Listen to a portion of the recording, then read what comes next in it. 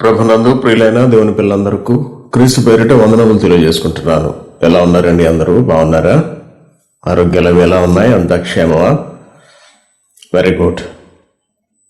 దేవుడు మనకిచ్చిన అవకాశాన్ని బట్టి దైవ గ్రంథంలోని ఆయన మనసును మనం కూలంకషంగా ఈరోజు కూడా అధ్యయనం చేద్దాం. ప్రకటన గ్రంథంలోని 7 సంఘముల వివరణను మనం గత 5-6 రోజులుగా చూస్తున్నాము. ఇప్పటి వరకు 5 సంఘముల వివరణ పూర్తయింది. 6వ సంఘం గురించిన దేవుని మనస్సును గ్రహిద్దాము. ప్రకటన గ్రంథంలో దేవుడు చెప్పిన సంఘముల వివరణ. ప్రపంచంలో ప్రతి క్రైస్తవుడు ఈ పాఠాలను తన జీవితానికి అన్వయించుకోవాలి.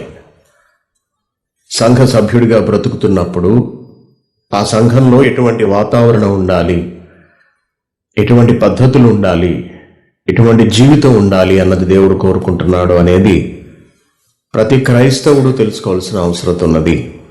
ఏదో నేను బాప్తిస్మం తీసేసుకున్నాను, సంఘానికి వెళ్ళొచ్చేస్తున్నాను అని సరిపెట్టేసుకోవడం మాత్రమే కాకుండా దేవుడు మెచ్చినట్టుగా తన జీవితం ఉన్నదా లేదా, ఒకవేళ అలా లేకపోతే ఆ ప్రభావం దేని మీద పడుతుందని దేవుడు చెబుతున్నాడు అన్నది కూడా మనం గ్రహించవలసిన అవసరం ఉన్నది.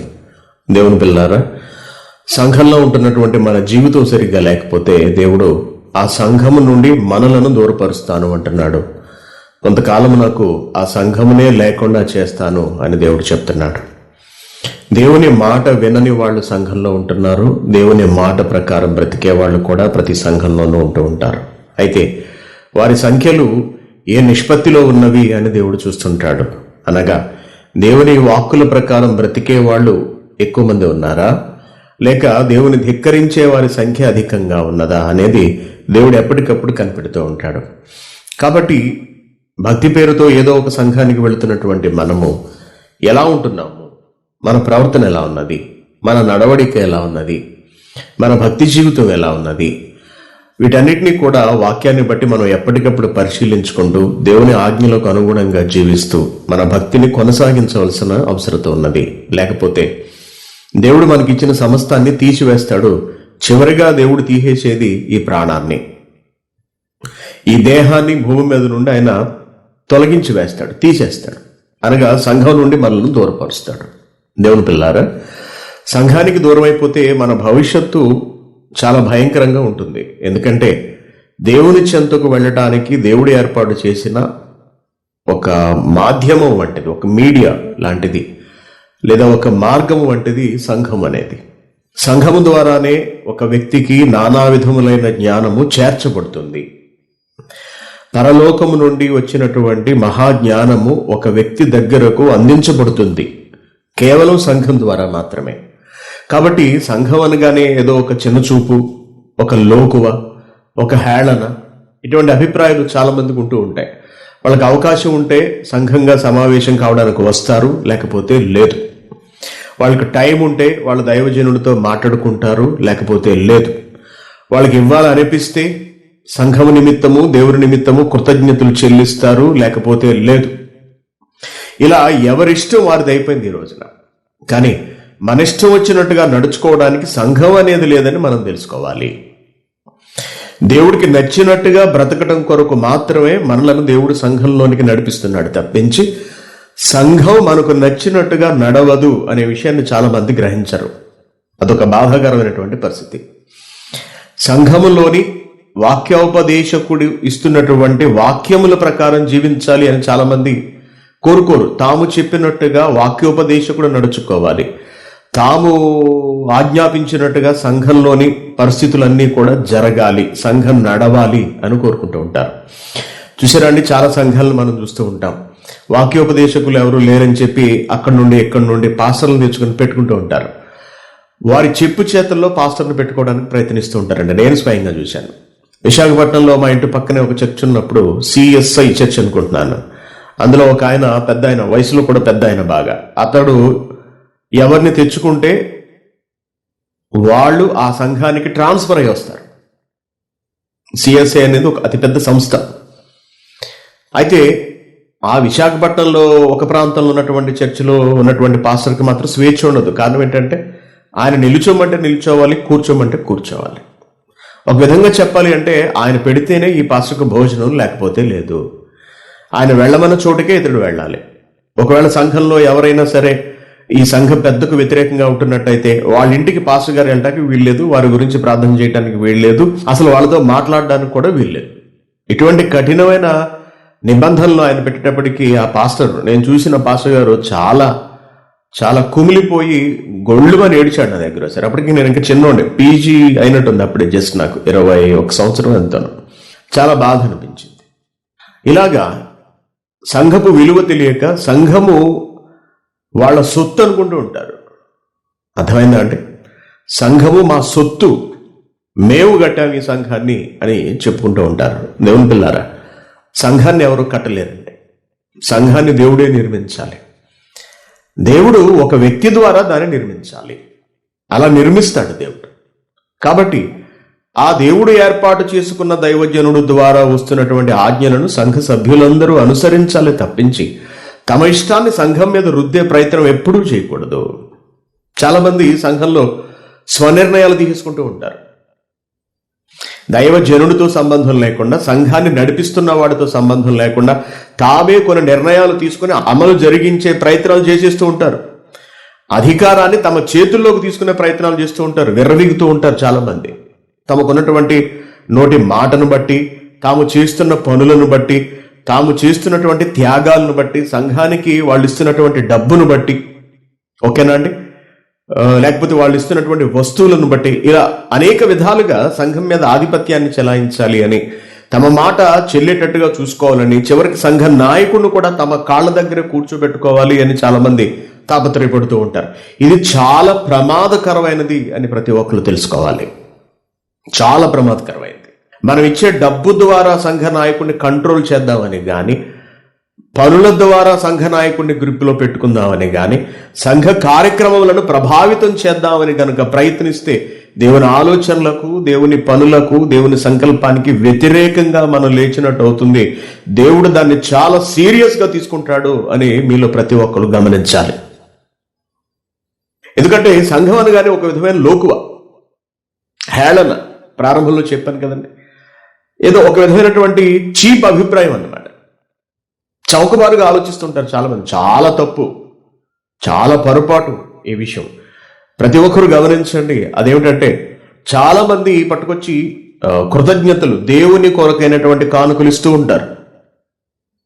అవన్నీ కూడా దేవుని పనుల నిమిత్తము దేవుని కొరకు ఇస్తున్నారే తప్పించి సంఘ నాయకుడు బ్రతకటం కొరకు కాదు అని తెలుసుకోవాలి. అర్థమైందా అంటే, చాలామంది మేము డబ్బులు ఇస్తున్నాం కదా, ఏం మాట్లాడినా చెల్లుతుంది అని అనుకుంటూ ఉంటారు. అది చాలా పొరపాటు. ఒక వ్యక్తికి ఇస్తున్నట్టుగా ఎప్పుడు ఎవ్వరూ భావించడానికి వీలు లేదు. ఒక వ్యక్తికి ఇస్తున్నట్టుగా, దానిని దేవుడికి ఇస్తున్నట్టుగానే భావించాలి.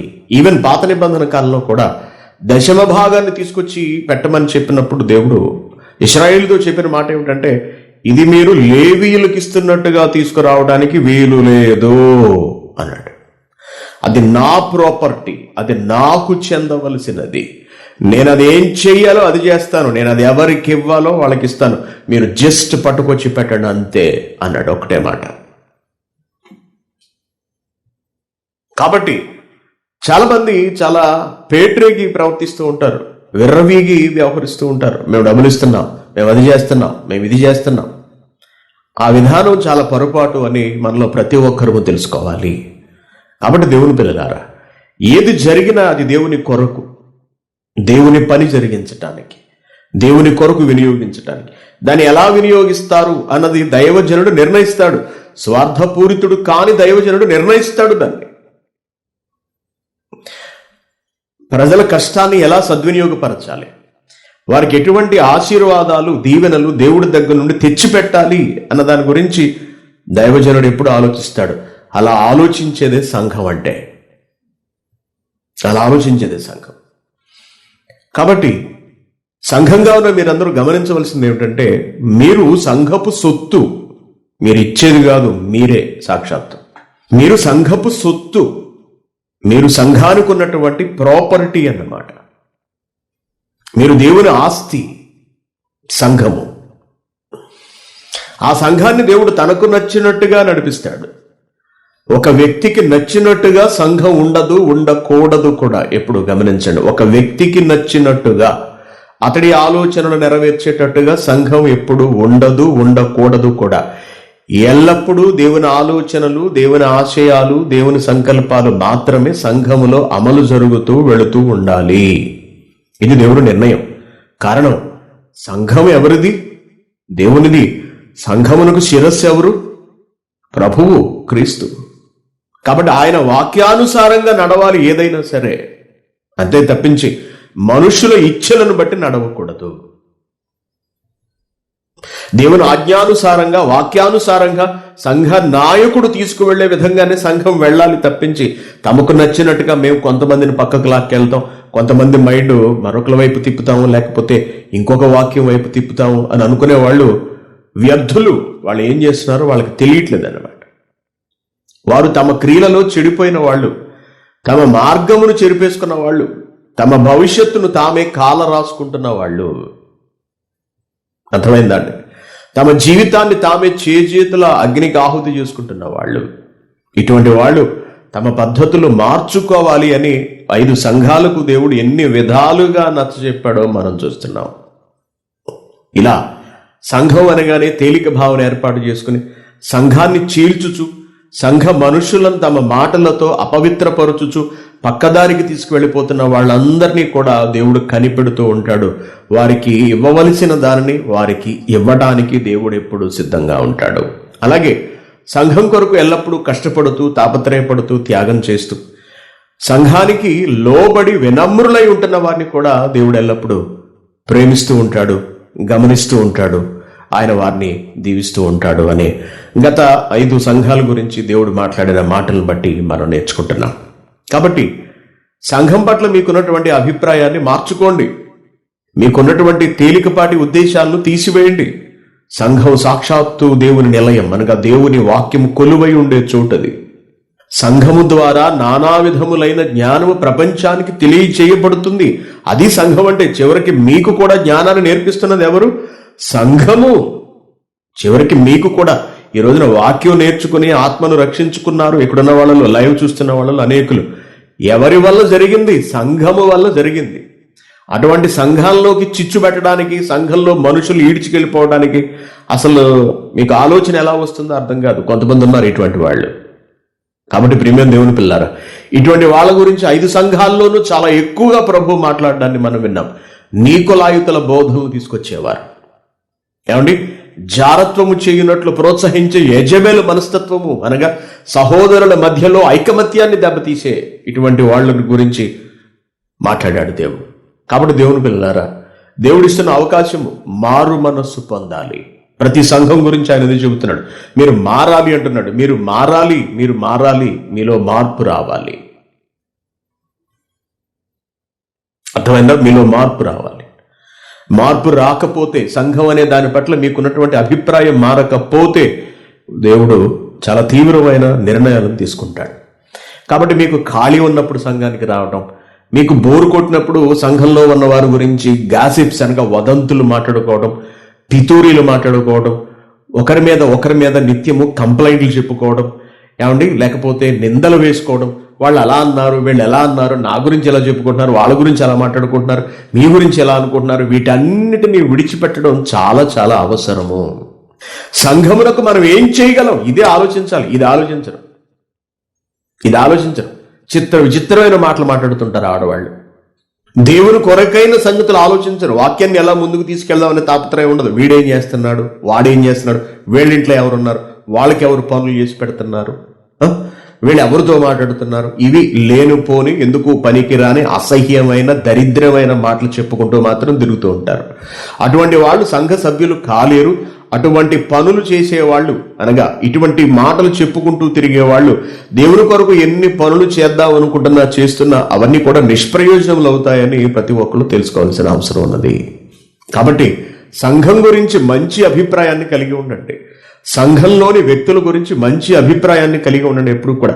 ఒకవేళ వాళ్ళు చెడ్డవాళ్ళైనా సరే, నీ కూతురు చెడ్డదైతే నువ్వు ఊరంతా డప్పేస్తావా? నీ కొడుకు చెడ్డవాడైతే నువ్వు ప్రపంచం అంతా చాటి చెప్పుకుంటావా? ఒకవేళ సంఘంలో ఎవరైనా ఒక వ్యక్తి దారి తప్పినా, అదుపు తప్పినా, వారి గురించి ఎందుకంత చెడ్డగా మాట్లాడి ప్రచారం చేయాలి? ఇదేనా సంఘం అంటే? అది నీ కుటుంబంలో వాళ్ళ గురించి నువ్వు ఇలా చెప్పుకుంటావా? మూడో కంటికి తెలియనివ్వకుండా ఎక్కడికక్కడ కప్పేస్తావు అంతే అన్నీ కూడా. అంటే నీ సంఘం వేరు, నీ కుటుంబం వేరు. నీ కుటుంబం కన్నా నీ సంఘం ఎందుకు పనికిరానిదా? ఏంటి, సంఘం కన్నా గొప్పదా మీ కుటుంబం?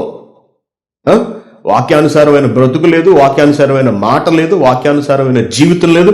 నీ కుటుంబంలో ఒక్కడు కూడా నీ మాటకు లోబడడు, దేవుని వాక్యానుసారంగా జీవించడు. నీ కుటుంబం కన్నా సంఘం నీకు హీనమైపోయినట్టుగా కనపడుతున్నదా? చాలా మంది కుటుంబానికి ఇచ్చినంత ప్రాధాన్యత సంఘానికి ఇవ్వరండి. సంఘానికి ఇవ్వరు. దేవుని పిల్లలారా, మీ కుటుంబం చాలా చిన్నది, జ్ఞాపకం ఉంచుకోండి. మీ కుటుంబం చాలా చిన్నది, దేవుని కుటుంబం చాలా పెద్దది. దేవుని కుటుంబపు పనులు వేరు, దేవుని కుటుంబపు లక్ష్యాలు వేరు, దేవుని కుటుంబపు ఉద్దేశాలు వేరు.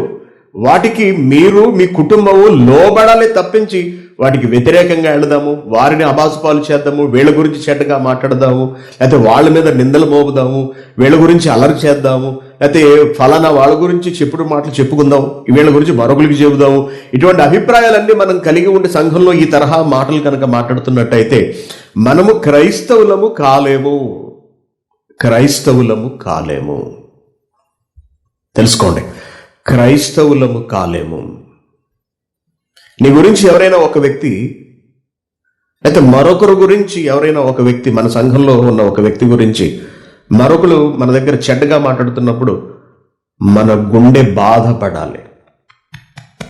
జ్ఞాపకం ఉంచుకోండి, మన గుండె నొచ్చుకోవాలి, నొప్పి రావాలి. నా బిడ్డ గురించి ఇలా మాట్లాడితే ఎలా అని, లేకపోతే నా కుమారుడు గురించి ఇలా మాట్లాడితే ఎలా? ఒక తండ్రి ఎంత నొచ్చుకుంటాడో, ఒక తల్లి ఎంత నొచ్చుకుంటుందో, నీ గుండెల్లో అంతే బాధ రావాలి. వాళ్ళు తప్పే చేశారు, అవతల వాళ్ళు ఒక తప్పే జరిగింది, తప్పు జరగట్లేదని నేను అన్న, తప్పే జరిగింది. అయినప్పటికీ కూడా వాళ్ళ గురించి ఎవరైనా ఒక చెడ్డ మాట కాని మాట మాట్లాడితే, వాళ్ళు చెడ్డవాళ్ళు అయినప్పటికీ కూడా నీ గుండెల్లో నీకు బాధ రాకపోతే నువ్వు తండ్రివి కాదు, నువ్వు తల్లివి కాదు. ఇప్పుడు చెప్పండి, మీ కుటుంబానికి మీరు ఎక్కువ విలువిస్తున్నారా? మీ సంఘానికి మీరు ఎక్కువ విలువిస్తున్నారా? చెప్పండి. కుటుంబం పట్ల మనకు మంచి ఆలోచనలు ఉన్నవా, లేక సంఘం పట్ల మనకు మంచి ఆలోచనలు ఉన్నవా?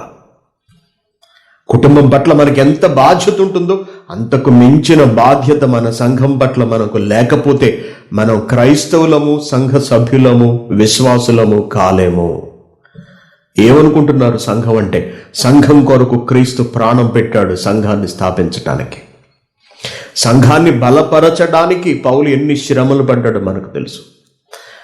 సంఘాలను నిర్మించడానికి, సంఘాల్ని సంస్కరించడానికి అపోస్తలులు ఎన్ని శ్రమలు అనుభవించారు మనం చూసాం.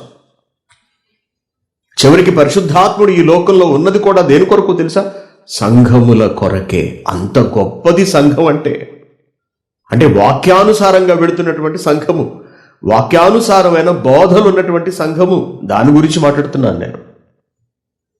మరి అటువంటి సంఘం గురించి మీరు కూడా ఒక సంఘంలో ఉన్నప్పుడు మీరు ఎటువంటి మంచి మనస్సును కలిగి ఉన్నారు చెప్పండి. ఎటువంటి మంచి మనసు మీకుంది? మీ మనసు కలుషితం అయిపోయిందా? చెడిపోయిందా? పాడైపోయిందా? జాగ్రత్త, సంఘంలో మీరుండరు. చివరికి సంఘం కూడా ఉండదు. సంఘం ఎవరికి అవసరమో వారి దగ్గరకు దేవుడు దాన్ని తీసుకువెళ్ళిపోతాడు. ఇశ్రాయేలీలు మాట వినలేదు, దేవుని మాటను పట్టించుకోలేదు, వాక్యాన్ని అన్యజనుల దగ్గరకు పంపించాడు. యూదులు దేవుడు చెప్పినట్టుగా నడుచుకోలేదు, కనీసం వాక్యాన్ని అంగీకరించడానికి కూడా వాళ్ళు ఇష్టపడక భక్తులందరినీ తన్ని తరివేశారు, అన్యుల దగ్గరకు పంపించేశాడు వాక్యాన్ని. ఈరోజు సంఘం మనకు పట్టట్లేదా? సంఘము విలువ మనకు తెలియటం లేదా? సంఘం కొరకు ఆశపడే వారి దగ్గరకు సంఘాన్ని పంపించేస్తాడు, వారిని సంఘముగా దేవుడు ఏర్పాటు చేసుకుంటాడు. కాబట్టి దేవుని పిల్లలారా, అతి చిన్నదైన మన కుటుంబం కన్నా అతి పెద్దదైన సంఘం అనగా సంఘంలో 10 మంది ఉండొచ్చు. ఆ సంఘము చాలా చాలా గొప్పది, చాలా గొప్పది. వాక్యానుసారమైన సంఘంలో మనం ఉన్నందుకు మనం ఆనందించాలి, గర్వపడాలి, ప్రభువును మహిమపరచాలి, ప్రభువుకు కృతజ్ఞతలు చెల్లించాలి మనం. అంతేగాని ఆ సంఘాన్నే చిన్న చూపు చూడడం, మనకేదో ఈరోజు 2 మొక్కలు తెలిసిపోయాయని ఎదుటివాడు ప్రతివాడి మీదకి లేచిపోవడం, తప్పు పట్టేయాలని ప్రయత్నించడం, అవమానించేయాలని ప్రయత్నించడం, అనేకులను లాగేసుకోవాలని ప్రయత్నించడం, సహోదరుల మనసులను పాడు చేయాలని ప్రయత్నించడం సంఘ సభ్యుడి లక్షణం కాదు. వాడు ఎప్పటికీ దేవుని కుటుంబంలో ఉండలేడు. ఇది జ్ఞాపకం చేసుకోండి. ఎక్కడి నుంచి వెళ్ళిపోయి ఇంకో సంఘంలో కూర్చుంటాడేమో, అక్కడ కూడా వాడు ఇమడలేడు. అటువంటి వాడిని దేవుడు ఎక్కడా చేరనివ్వడు. తనకున్న స్థానాన్ని, చోటుని కోల్పోతాడు. సంఘపు విలువ తెలుసుకోవాలి. ఇలా చాలా మంది చాలా తేలిగ్గా సంఘాన్ని వదిలేసి వెళ్ళిపోతుంటారండి, చాలా తేలిక. అసలు అది జరగకూడనిది అంటున్నాడు. అటువంటి ఆలోచనలు, అటువంటి ప్రవర్తనలు రాకూడదు. నీ ఇంటిని నువ్వు వదిలి వెళ్ళిపోతావా? నీ తండ్రిని, నీ తల్లిని, నీ భార్యను, నీ బిడ్డలను వదిలి నువ్వు వెళ్ళిపోతావా? వెళ్ళవు. మరి సంఘాన్ని వదిలి నువ్వు ఎలా వెళ్ళిపోతావు? ఎలా వెళ్ళిపోతావు? ఆలోచించండి. అంటే మన కుటుంబం కన్నా మనకు సంఘం అంటే లోకువ, చాలా చిన్న చూపు. మన తల్లిదండ్రుల కన్నా మనకు సంఘం అంటే చాలా చిన్న చూపు. తల్లిదండ్రుల కొరకు ఏమైనా చేస్తాం, భార్య బిడ్డల కొరకు ఏమైనా చేసేస్తాం, భర్త పిల్లల కొరకు ఏమైనా చేస్తాం, కానీ సంఘం కొరకు మాత్రం ఏమీ చేయలేము. చాలా త్వరగా సంఘం మీద అలుగుతాము, సంఘం నుండి బయటికి వెళ్ళిపోతాము. సంఘం మీద, సంఘ నాయకుడి మీద అలుగుతుంటారని చాలా మంది తెలుసా? ప్రార్థన ఇవ్వకపోతే అలిగేసేవారు, బాధ పెట్టేసుకునేవారు, సంఘానికి రావడం మానేసేవారు. పాట ఇవ్వకపోతే అలిగేసేవారు. ఇప్పుడు మొన్న లైవ్లో కొంతమంది పేర్లు చెప్పాను, మరి కొంతమంది పేర్లు జ్ఞాపకం రాలేదు. ఇప్పుడు వాళ్ళు అలిగేసి ఉంటారు నా మీద. ఇప్పటికి ఎవరి మీద? దేవుడు ఏర్పాటు చేసిన ఒక దైవజనుడి మీద అలగడం, దాన్ని మనసులో పెట్టుకుని సంఘానికి రావటం మానేసేయటం. అటువంటి గనులైనటువంటి భక్తులు ఉన్నప్పుడు ఆ సంఘం దేవుడి దృష్టిలో పడదండి. దేవుడు ఇష్టపడడు, వారిని ఇష్టపడడు, అటువంటి సంఘాన్ని కూడా. అంటే సంఘం ఏం చేసింది? అవునా? సంఘాన్ని ఇష్టపడకపోవడం అంటే అటువంటి సమూహాలను దేవుడు ఇష్టపడడు అని అర్థము. కాబట్టి ప్రియమైన దేవుని పిల్లారా, సంఘం గురించి మంచి అభిప్రాయాన్ని కలిగి ఉండండి. సంఘం ఎంత పెద్దది, ఎన్ని వందల మంది, ఎన్ని వేల మంది వస్తున్నారు అన్నది కాదు ముఖ్యం. వాక్యానుసారంగా బ్రతుకుతున్న వాళ్ళు సంఘంలో ఎంతమంది ఉన్నారు అన్నది ముఖ్యం. కొందరు సంఘాలకు లక్షల మంది వెళుతూ ఉండొచ్చు. మన సంఘానికి కనీసం 100 మంది, 150 మంది కూడా ప్రతివాడు రాకపోతూ ఉండొచ్చు. సంఖ్యను బట్టి సంఘం గొప్పదా? రాశిని బట్టి పెద్ద సంఘము గొప్ప సంఘం అయిపోతుందా? లేక వాక్యానుసారంగా జీవించే వాళ్ళ సంఖ్యను బట్టి అది గొప్ప సంఘం అవుతుందా? ఏమంటే అపోస్తులు కేవలం 12 మంది మాత్రమే ప్రపంచాన్ని తలక్రిందులు చేసేశారు. పౌలు ఒక్కడే ఎన్నో పత్రికలు రాశాడు, ఎన్నో సంఘాలు నిర్మించాడు. లక్షల సంఖ్యలో ఉండాల్సిన అవసరం ఈ రోజు మాది అతిపెద్ద సంఘము కలిగి అని కొంతమంది బోధకులు చెప్పుకుంటారు. మంచిదే, వాళ్ళకి అంత సంఖ్య ఉండి ఉండొచ్చు. కానీ ఎంతమంది ఆ సంఖ్య నుండి క్రీస్తు ప్రత్యక్షమైతే ఆయన చెంతకు వెళ్ళి నిలబడగలరు అన్నది ప్రశ్న. ఈ రోజున ఎక్కడ చూసినా క్రైస్తవ సంఘాలే. చివరికి కువైట్లో కూడా ఒక ఏరియాలో కనీసం 10 వరకు ఉంటున్నాయి సంఘాలు. ఇంచుమించుగా ప్రతి 2-3 బిల్డింగులకి ఒక సంఘం మనకు కనపడుతూ ఉంటుంది. ఎవరింట్లోనైనా కొంచెం ఖాళీ ఉంటే ఆ 10 మంది, ఆ బిల్డింగ్లో ఉన్న 10 మంది అక్కడ సమావేశం అయిపోయి వాళ్ళు సంఘం పెట్టేసుకుంటూ ఉంటారు. అనగా సంఘంగా చెప్పేసుకుంటూ ఉంటారు. ప్రార్థన చేసేసుకుని, పాటలు పాడేసుకుని, ఏదో వాళ్ళకి తోచించి చెప్పేసుకుని సంఘంగా భావిస్తూ ఉంటారు. దేవుని పిల్లారు, మరింత విస్తారమైన సంఘాలు ప్రపంచవ్యాప్తంగా నిలబడిపోతున్నప్పుడు వీరి నుండి ఎంతమంది ప్రభు ఆశించినట్టుగా జీవించగలుగుతున్నారు, బ్రతకగలుగుతున్నారు? సంఖ్యను బట్టి సంఘమా? దేవుని పిల్లారా, చిన్న సంఘం అయినా సరే పర్వాలేదు. చిన్న సంఘం దేవుని ఆజ్ఞలను, దేవుని మాటలను, దేవుని తలంపులను ఎల్లప్పుడూ అమలు చేసేదై ఉండాలి. ఎల్లప్పుడూ అమలు చేసేదై ఉండాలి. సంఘపు సంఖ్య కాదు ముఖ్యం, ఆ సంఘానికి ఉన్నటువంటి విశ్వాసము, భక్తి, సంఘపు క్రియలు ముఖ్యము. అటువంటి ఒక సంఘం బైబిల్లో ఉందండి. దాని గురించి మాట్లాడుతున్నాడు ప్రభు.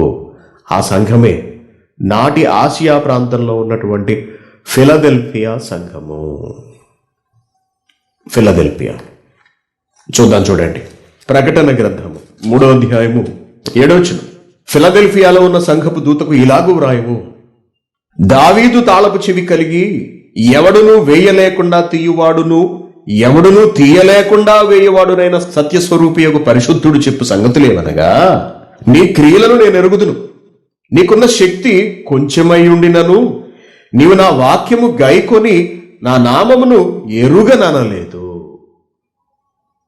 ఇదిగో, తలుపు నీ ఎదుట తీసి ఉంచి ఉన్నాను, దానిని ఎవ్వడును వేయనేరడు. యూదులు కాకయే తాము యూదులమని అబద్ధమాడు సాతాను సమాజపు వారిని రప్పించెదను. వారు వచ్చి నీ పాదముల ఎదుట పడి నమస్కారము చేసి, ఇదిగో నేను నిన్ను ప్రేమించితనని తెలుసుకొనున్నట్లు ఇదంతా నేను చేస్తాను. నీవు నా ఓర్పు విషయమైన వాక్యమును గైకొంటివి గనుక భూనివాసులను శోధించుటకు లోకమంతటి మీదకి రాబోవు శోధన కాలములో నేను నిన్ను కాపాడెదను. నేను త్వరగా వచ్చుచున్నాను. కాబట్టి ఎవడును నీకున్నటువంటి ఈ కిరీటమును అపహరింపకుండానట్లు నీకు కలిగిన దానిని గట్టిగా పట్టుకొనుము. అలా గనక మీరు జయిస్తే జయించువానిని నా దేవుని ఆలయములో ఒక స్తంభముగా చేసేదను. అందులో నుండి వాడు ఇక మీదట ఎన్నటికి వెలుపలికి పోడు. మరియు నా దేవుని పేరును పరలోకములో నా దేవుని యొద్ద నుండి దిగి వచ్చుచున్న నూతనమైన యెరూషలేమను నా దేవుని పట్టణపు పేరును నా క్రొత్త పేరును వాని మీద వ్రాసేదను. కాబట్టి సంఘములతో ఆత్మ చెబుతున్న ఈ విశేషమైన ఆత్మ చెప్పుచున్న మాటలను చెవిగలవాడు వినుగాక. చాలా సుదీర్ఘమైనటువంటి మాటలను దేవుడు మాట్లాడడం మనం ఇక్కడ చూస్తున్నాం. దేవుని పిల్లారు, ఫిలదెల్ఫియా అనే సంఘం, అక్కడ ఉన్నటువంటి ఒక సంఘం. ఆ సంఘం గురించి దేవుడు మాట్లాడుతున్నటువంటి మాట, నీ మీద తప్పు ఒకటి మోపవలసి ఉన్నది అని ఫిలదెల్ఫియా గురించి దేవుడు మాట్లాడుతున్నట్టుగా మనకు కనపట్లేదు. ఏమండి, అంటే సంఘంలో తప్పులేమీ లేవా? సంఘములో మోపడానికి నేరాలు అంటూ ఏమీ లేవా? ప్రతి విషయంలోనూ విజయాన్ని సాధించుకుంటూ వెళుతున్నారా? ఎక్కడ ఒక్క లోపం కూడా దేవునికి కనపడలేదా అంటే కనబడలేదు అన్నట్టుగానే మనకు ఈ సంఘాన్ని చూస్తే అర్థమవుతోంది. ఎఫెసు సంఘం మీద ఒక తప్పిదాన్ని దేవుడు మోపాడు, మనకు తెలుసు. అలాగే స్ఫుర్ణ సంఘం మీద దేవుడు ఎక్కడ తప్పిదాన్ని మోపినట్టుగా మనకు కనపడలేదు, కానీ కొంత సరి చేసుకోమని చెప్పాడు. అలాగే పెర్గెమ సంఘం మీద కొన్ని తప్పిదాలు మోపాడు ప్రభు, కొన్ని అనగా ఒకటి కన్నా ఎక్కువ ఉన్నాయి. తుయతైర మీద కూడా ప్రభు ఒక తప్పు మోపాడు. ఇక నిన్న మనం చూసిన సార్దీసు సంఘం నిండా తప్పులే, దోషాలే, అపరాధములే కనిపించాయి. ఇక ఫిలదెల్ఫియా దగ్గరకు వచ్చేటప్పటికి ఆయన చాలా సంతోషిస్తున్నట్టుగా, చాలా ఆనందాన్ని కలిగి ఉన్నట్టుగా, ఎంతో మంచి ఆ సంఘానికి చేయబోతున్నట్టుగా మనకిక్కడ చాలా స్పష్టంగా కనపడుతున్నది. దేవుని పిల్లారా, దేవుడు మెచ్చిన, దేవుడు అభినందిస్తున్న, దేవుడు ఒక ప్రత్యేకమైన బహుమానాన్ని ఇవ్వబోతున్న గొప్ప సంఘముగా ఫిలదెల్ఫియాలో ఉన్నటువంటి సంఘము మనకు కనపడుతోంది. కాబట్టి ప్రభు అత్యానంద భరితుడై ఆ సంఘపు దూతకు ఇలాగూ వ్రాయమంటున్నాడు. ఎలా అట? మాట్లాడుతున్నాను నేను. ఎవరు మాట్లాడుతున్నారు? ప్రభు మాట్లాడుతున్నాడు. ఎలా మాట్లాడుతున్నాడు ప్రభు? ఏమై మాట్లాడుతున్నాడు ప్రభు? దావీదు తాళపు చెవి కలిగి అంటున్నాడు. దావీదు తాళపు చెవి కలిగి ఎవడును వేయలేకుండా తీయువాడు అన్నాడు. ఎవడును తీయలేకుండా వేయువాడునైనా సత్యస్వరూపియకు పరిశుద్ధుడు చెప్పు సంగతులేమనగా, దావీదు తాళపు చెవి కలిగి ఎవడును వేయలేకుండా తీయువాడు, అలాగే ఎవడును తీయలేకుండా వేయువాడు అంటున్నాడు. అంటే ఒక అధికారి ఒక దొంగను లేకపోతే ఒక హంతకుని అరెస్ట్ చేశాడు, సెల్లో పెట్టి తాళం వేశాడు. ఎవరికి ఆ సెల్ మీద అధికారం ఉండదండి. చివరికి ఎస్పీ, సూపరింటెండెంట్ ఆఫ్ పోలీస్ వచ్చినప్పటికీ కూడా ఎఫ్ఐఆర్ నమోదు చేసి సంతకం పెట్టిన ఎస్ఐకు తప్ప, సబ్ ఇన్స్పెక్టర్కు తప్ప, లేక సర్కిల్ ఇన్స్పెక్టర్కు తప్ప, అనగా ఎవరైతే ఎఫ్ఐఆర్ మీద సంతకం పెట్టారో వారికి తప్ప మరెవరికి ఆ సెల్ మీద అధికారం ఉండదు. అతడే వేయగలడు, అతడే తీయగలడు, అంత అధికారం ఉంటుంది.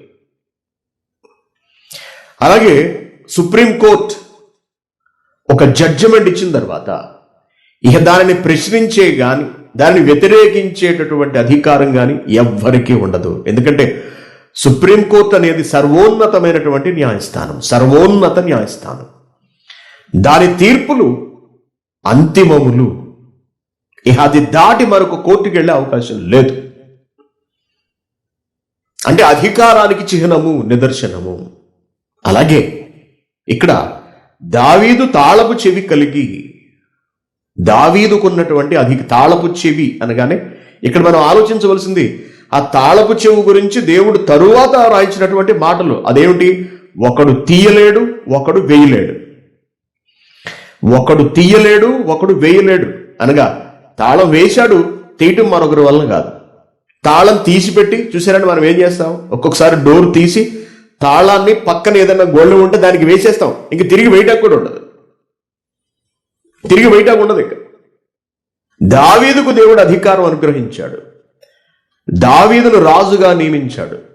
ఆ దావీదు సింహాసనం ఎక్కకుండా చూడాలి అని చాలా మంది ప్రయత్నించారు. దావీదును సింహాసనం నుండి దింపేయాలి అని కన్న కొడుకే ప్రయత్నించాడు. అవలేదండి, అవదు కూడా. దావీదుకు అంతటి అధికారాన్ని దేవుడు ప్రసాదించాడు, అనుగ్రహించాడు. ఈ అధికారం అంతా ఎవరి చేతిలో ఉంది? ప్రభు చేతిలో ఉన్నది. ప్రభు కూడా అదే అధికారాన్ని కలిగి ఉన్నవాడు, అదే అధికారాన్ని కలిగి ఉన్నవాడు. చూడండి, ఒక మంచి మాట మనకు కనిపిస్తుంది. దీన్ని ముయ్యకుండా లూకాసు వార్త 1వ అధ్యాయం 31వ వచనము. మరియమ్మ గారితో దేవదూత మాట్లాడుతున్నటువంటి సందర్భము, ప్రభు పుడుతున్నటువంటి కాలంలో అన్నమాట. ప్రభు పుడతారు అనగా ఇక ఇదిగో నీవు గర్భము ధరించి కుమారుని కని ఆయనకు యేసు అని పేరు పెట్టుదువు. ఆయన గొప్పవాడై సర్వోన్నతుని కుమారుడు అనబడును. ప్రభువైన దేవుడు ఆయన తండ్రి అయిన దావీదు సింహాసనం అనగా అధికారం ఆయనకిచ్చును అంటాడు. చూసారా అంటే ఆయన తండ్రి అయిన దావీదు సింహాసనమును ఆయనకిచ్చును. ఆయన యాకోబు వంశస్థులను యుగ యుగములు ఏలును. ఆయన రాజ్యము అంతము లేనిది. దాన్ని ఎవడు కొట్టలేడు, దాన్ని ఎవడు తీయలేడు, దాన్ని ముయ్యలేడు, ఎవడు దాన్ని తెరవలేడు. అంతము లేనిదై ఉంటుంది అంటున్నాడు. చాలా విచిత్రమైన, చాలా ఆశ్చర్యకరమైనటువంటి మాటలు మాట్లాడింది. ప్రకటన గ్రంథంలోని 1వ అధ్యాయము 18వ వచనంలో ఏమున్నది? నేను మొదటి వాడను, కడపటి వాడను, జీవించువాడను, మృతుడనైతిని గాని ఇదిగో యుగ యుగములు సజీవుడనై ఉన్నాను. మరియు మరణము యొక్కయు పాతాళ లోకము యొక్కయు తాళపు చెవులు నా కంట్రోల్లో ఉన్నాయి. సుప్రీమసీ అన్నమాట, అధికారం, అత్యున్నతమైనటువంటి అధికారం. ఏమంటున్నాడు? మళ్ళీ చదవండి. నేను మొదటి వాడను, కడపటి వాడను, జీవించువాడను, మృతుడనైతిని గాని ఇదిగో యుగ యుగములు సజీవుడనై ఉన్నాను. మొదటివాడు, దేవునిచ్చే మొట్టమొదటి ఆత్మగా గుర్తింపు పొందినటువంటి వాక్యము. కడపటివాడు అనగా సమస్తమునకును ముగింపు పలకగలిగే అధికారాన్ని కలిగి ఉన్నటువంటి వాడు. జీవించువాడను అన్నాడు. ఎప్పటికీ జీవిస్తూ ఉండేవాడు, ఎప్పటికీ జీవిస్తూ ఉండేవాడు. మృతుడనైతిని గాని ఇదిగో యుగ యుగములు సజీవుడనై ఉన్నాను. ఎంత పవర్ ఇచ్చాడు చూడండి దేవుడు యేసుక్రీస్తు గారికి. మరియు మరణము యొక్కయు పాతాళ లోకము యొక్కయు తాళపు చెవులు నా స్వాధీనంలో ఉన్నవి, నా కంట్రోల్లోకి వచ్చేసాయి ఇవన్నీ కూడా అంటున్నాడు. మరణము యొక్కయు పాతాళము యొక్క, మరణము యొక్కయు అనగా మనిషి మరణం మీద అధికారాన్ని ఎవరు కలిగి ఉన్నారు? ప్రభువు కలిగి ఉన్నాడు. ఎవరైతే ప్రభువును విశ్వసిస్తారో వాళ్ళు మరణం నుండి తొలగింపబడతారు, అనగా నిత్యనాశనం నుండి పక్కకి జరపబడతారు, తీసివేయబడతారు. ఇంత గొప్ప అధికారం ఈ ప్రపంచంలో ఎవడుకుంది? దీన్ని ఎవడు కాదనగలడు? చెప్పండి. ఎవడు దీనిని త్రోసివేయగలడు? ఎవడు త్రోసివేయగలడు? ఈ రోజున భారతదేశంలో క్రైస్తవ్యాన్ని నామరూపాలు లేకుండా చేసేయాలి అని చూస్తున్నారండి. అసలు భారతదేశం క్రైస్తవులకు సంబంధం లేని దేశము. క్రైస్తవులు భారతదేశంలో ఉండటానికి వీల్లేదు, వాళ్ళు అమెరికా పోవాలి లేకపోతే ఇజ్రాయెల్ పోవాలని వాళ్ళు అంటున్నారు. ఎప్పటి నుంచో అంటున్నారు. ఇప్పుడేంటి? జరుగుతుందా? జరిగిందా? జరుగుతుందని కానీ బహుశా వీళ్ళు అనుకుంటున్నారేమో. అది ఎప్పటికీ జరగదు, ఎప్పటికీ జరగదు. ఎవరు ఏ మత ఛాందసవాది కూడా ఒక వ్యక్తి గుండెల్లో భద్రపరచబడి ఉన్నటువంటి క్రీస్తును తొలగించలేడు.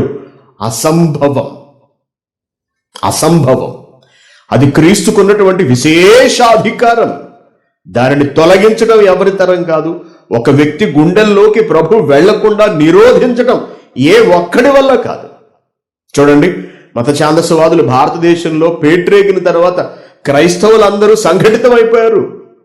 అనేకులు బైబిల్ చదవటం మొదలుపెట్టారు. అసలు బైబిల్లో ఏముందో తెలుసుకోవడం మొదలుపెట్టారు. తద్వారా మత ఛాందసవాదులను ఎదురిస్తున్నారు, ఎదిరించి మాట్లాడగలుగుతున్నారు. క్రీస్తు గొప్పతనాన్ని చాటుతున్నారు. ఇప్పటి వరకు చెల్లా చెదురుగా పడిపోయినటువంటి క్రైస్తవ డినామినేషన్లు అయినా కనీసం ఈ విషయం మీదైనా సరే ఏకతాటి మీదకు రావడం మొదలు పెట్టారు.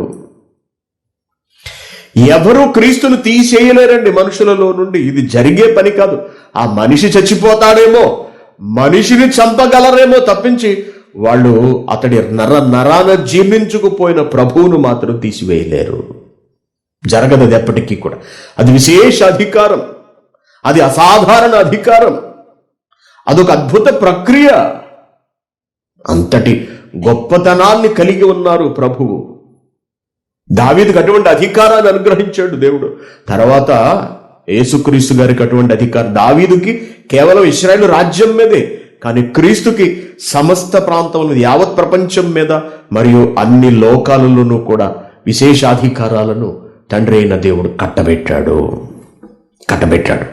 కాబట్టి ఆ అధికారంతో మాట్లాడుతున్నారు ప్రభువు. ఏమని చూడండి, 3వ అధ్యాయము 7వ వచనం. దావీదు తాళపు చెవి కలిగి ఎవడును వేయలేకుండా తీయువాడును, అనగా ప్రభు ఒకటి డిసైడ్ అయితే ఇంక దాన్ని కదపడం ఎవడి తరము కాదు. ఎవడు తీయలేకుండా వేయవాడు, ఆయన ఒకటి ఇస్తే దాన్ని వెనక్కి తీసుకోవడం, దానిని తీసివేయటం అనేది ఇహ ఎవడి తరము కాదు. ఎవడును తీయలేకుండా వేయువాడునైనా సత్యస్వరూపియగు పరిశుద్ధుడు అంటున్నాడు. సత్యస్వరూపియగు పరిశుద్ధుడు చెప్పు సంగతులు. సత్యస్వరూపి అట, సత్యస్వరూపియగు పరిశుద్ధుడు. సత్యస్వరూపం అంటే సత్యానికి రూపము, సత్య నిలయము, సత్య భాండాగారము. అర్థమైందా అండి? సత్యమునకు చిరునామా. అదే చెబుతున్నాడు చూడండి, యోహాను సువార్త 1వ అధ్యాయం 14వ వచనంలో ఉన్నది. దీన్ని ముయ్యకుండా అక్కడికి వెళదాం మనం. ఆ వాక్యము శరీరధారి అయి కృపా సత్యము కలిగిన వాడు, కృపను సత్యమును కలిగిన వాడు, కృపా సత్య సంపూర్ణునిగా మన మధ్య నివసించెను. సత్య సంపూర్ణుడు, కృపా సత్య సంపూర్ణుడు క్రీస్తు ప్రభువు. అంత గొప్ప లక్షణాన్ని కలిగిన వాడు ఆయన. సత్యవంతుని యందున్న వాళ్ళము మనము. అటువంటి సత్యవంతుణ్ణి కలిగిన వాళ్ళము. ఆ సత్యవంతుడు, సత్య స్వరూపి అయిన వాడు మాట్లాడుతున్నట్ట. 17వ వచనంలో ఏమన్నా చూడండి, 17వ వచనం. ప్రభువు సత్యవంతుడు, సత్యస్వరూపి. 17వ వచనం. ధర్మశాస్త్రము మోషే ద్వారా అనుగ్రహింపబడను, కృపయు సత్యమును యేసుక్రీస్తు ద్వారా కలిగను. అందుకే ఆయన సత్యస్వరూపుడు, ఆయన సత్యస్వరూపుడు. అందుకే 14వ అధ్యాయం 6వ వచనం చూడండి ఏమంటున్నాడు ప్రభువు గురించి మాట్లాడుతూ. యేసు, నేనే మార్గము, నేనే సత్యమును, నేనే జీవమును, నా ద్వారానే తప్ప ఎవ్వడును తండ్రి యొద్దకు రాడు. సత్యస్వరూపము నేనే అంటున్నాడు. సత్యమునకు నిర్వచనము నేనే, సత్యమునకు నిలువెత్తు రూపము నేనే. యోహాను సువార్త 18వ అధ్యాయము 37వ వచనం. అందుకు పిలాతు, నీవు రాజువుగానా అని ఆయన అడుగగా, యేసు, నీవన్నట్టు నేను రాజునే, నీవన్నట్టు నేను రాజునే. ఎలా రాజుని? సత్యమును గూర్చి సాక్ష్యం ఇవ్వడంలో నేను రాజుని, ఎందుకే నేను పుట్టాను. సత్యస్వరూపి అయినటువంటి ప్రభువు తానయ్యున్న సత్యము గురించి వివరించి చెప్పడానికి వచ్చాడట. సత్యము అనగా విధానము, సత్యము అనగా క్రమము, సత్యము అనగా జీవము, సత్యము అనగా వాక్యము, సత్యము అనగా నీతి. ప్రపంచమునకు సత్యం తెలియదు, ప్రపంచమునకు జీవము తెలియదు, ప్రపంచమునకు జీవితము తెలియదు, ప్రపంచమునకు భవిష్యత్తు తెలియదు. వీటన్నిటినీ నేర్పడానికి నేను వచ్చాను అని ఆయన అంటున్నాడు. మళ్ళీ చదువమ్మా సత్యమును గూర్చి సాక్ష్యమిచ్చుటకు నేను పుట్టి తిని, ఇందు నిమిత్తమే ఈ లోకమునకు వచ్చి తిని, సత్య సంబంధి అయిన ప్రతివాడు నా మాట వినును అనేటప్పటికి పిలాతు అంటాడు. అందుకు పిలాతు, వాడికి ఏం అర్థం కాలేదు ఒక ముక్క కూడా. అందుకు పిలాతు, సత్యం అంటే ఏమిటి ప్రభువా, ఇంతకీ సత్యం అంటే ఏమిటి యేసు అని ప్రశ్నించాడు. ఆలోచించండి. కాబట్టి ప్రభువు సత్యస్వరూపి, మనం ఆ సత్యవంతుని యందున్నాము. యోహాను పత్రిక 5వ అధ్యాయం 20వ వచనం చూడండి. మనము సత్యవంతుడైన వారిని ఎరుగవలనని దేవుని కుమారుడు వచ్చి మనకు వివేకమును అనుగ్రహించి ఉన్నాడని ఎరుగుదుము అంటున్నాడు. మనము సత్యవంతుడైన వారిని ఎరుగవలనని దేవుని కుమారుడు వచ్చి మనకు వివేకం అనుగ్రహించి ఉన్నాడని ఎరుగుదుము. సత్యవంతుడైన వాడు తండ్రి అయిన దేవుడు, ఆ సత్యాన్ని కలిగి ఉన్నవాడు, సత్యాన్ని లోకానికి తీసుకువచ్చిన వాడు మహానుభావుడైనటువంటి ప్రభువు మన క్రీస్తు. ఆయన మాట్లాడుతున్నాడట. ఏమని ప్రకటన గ్రంథము 3వ అధ్యాయము 7వ వచనం, దావీదు తాళపు చెవి కలిగి ఎవడును వేయలేకుండా వేయువాడును నైనా సత్యస్వరూపియకు పరిశుద్ధుడు అంటాడు. చూసారండి మళ్ళీ ఇక్కడ ప్రభు లక్షణాలు ఎన్ని విధాలుగా చెబుతున్నాడండి.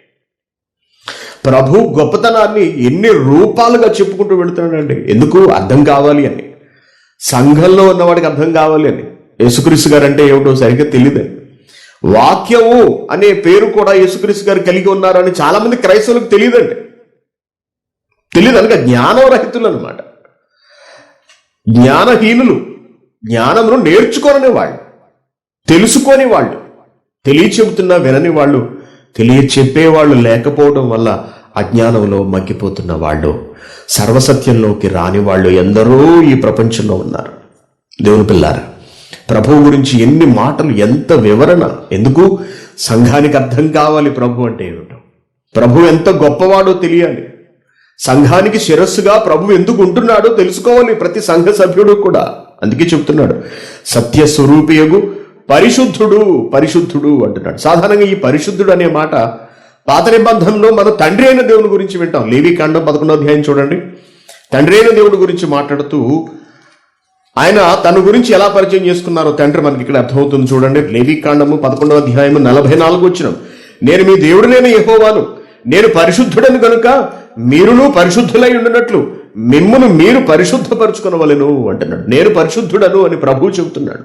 యెషయా గ్రంథము 43వ అధ్యాయం 15వ వచనం చూడండి, యెహోవానగు నేనే మీకు పరిశుద్ధ దేవుడను, యెహోవానగు నేనే మీకు పరిశుద్ధ దేవుడను, పరిశుద్ధమైన దేవుడను అనగా నా యందు మీకు ఏ విధమైన దోషము కానరాదు, మిమ్మును పరిశుద్ధపరచుటకు ఉన్నటువంటి వాడను నేను అంటున్నాడు. ఆయనలో మనం లోపములను వెతకలేము, ఆయనకు దోషములను ఆరోపించలేము.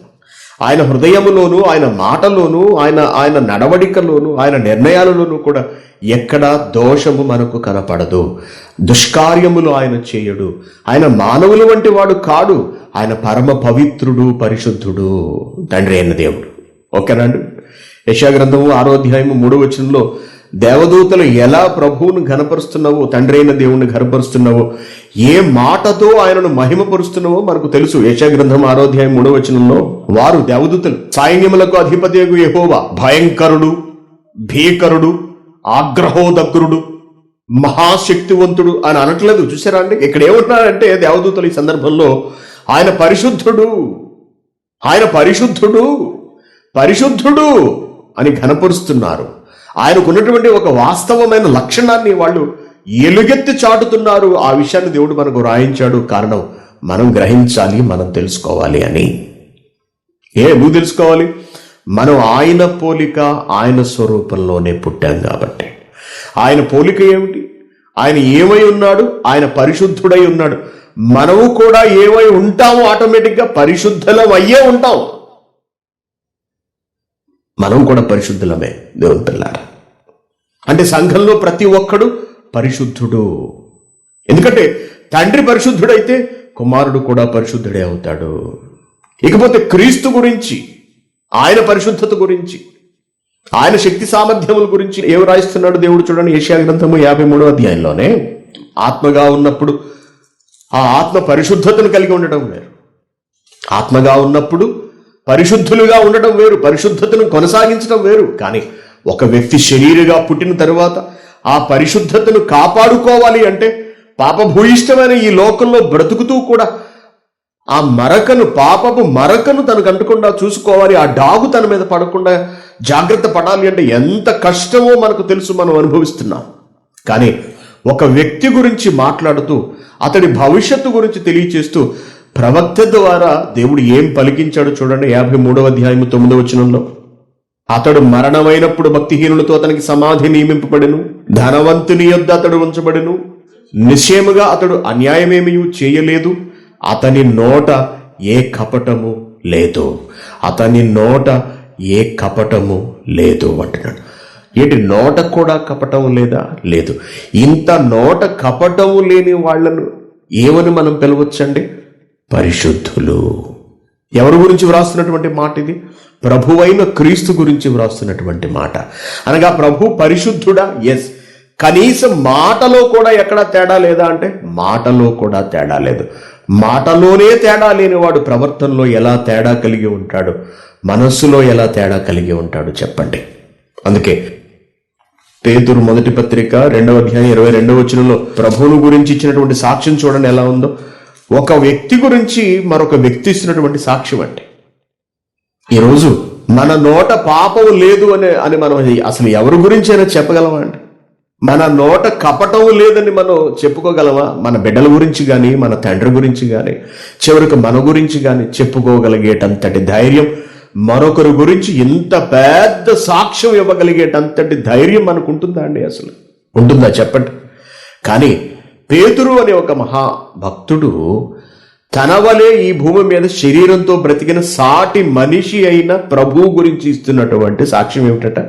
ఆయన పాపము చేయలేదు అన్నాడండి. ఇక్కడే ప్రభు పరిశుద్ధత ఏంటో అర్థమైపోతుంది. ఫలానా వాడు పాపం చేయలేదు అని మనం ఎవరినైనా చెప్పగలమా? ఈ ప్రపంచంలో చెప్పగలమా?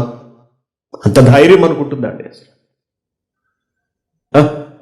హృదయంలో ఏ పాపాన్ని గూడుకట్టుకున్నారు, మనసులో ఏ దోషాన్ని ఉంచుకున్నారు, ఆలోచనలో ఏ దోషం ఉన్నదో, ఏ నేరం ఉన్నదో, ఏ కపటం ఉన్నదో ఎవరికి తెలుసు?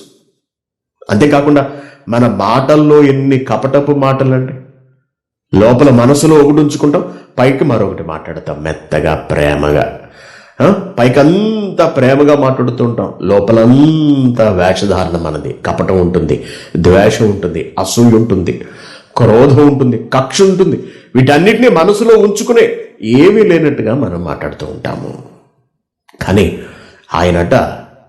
ఆయన పాపము చేయలేదు. 2, ఆయన నోటను అసలు ఏ కపటమును కనబడలేదు, నాతో తిరిగిన నాళ్ళు నేను చూశాను అన్నాడు పేతురు గారు.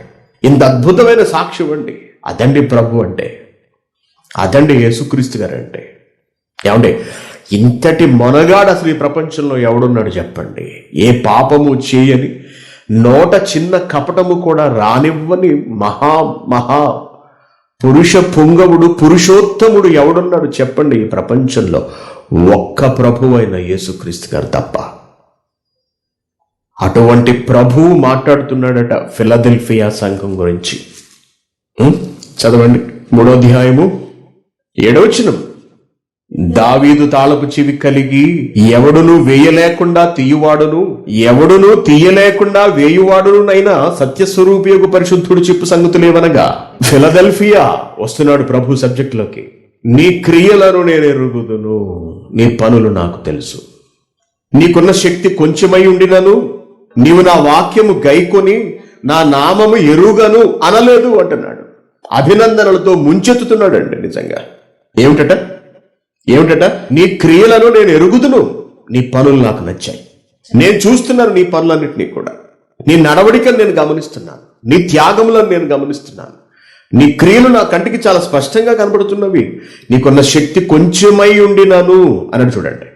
నీకున్న శక్తి కొంచెమై ఉండినను నీవు నా వాక్యమును గైకొని నా నామమును ఎరుగను అనలేదు.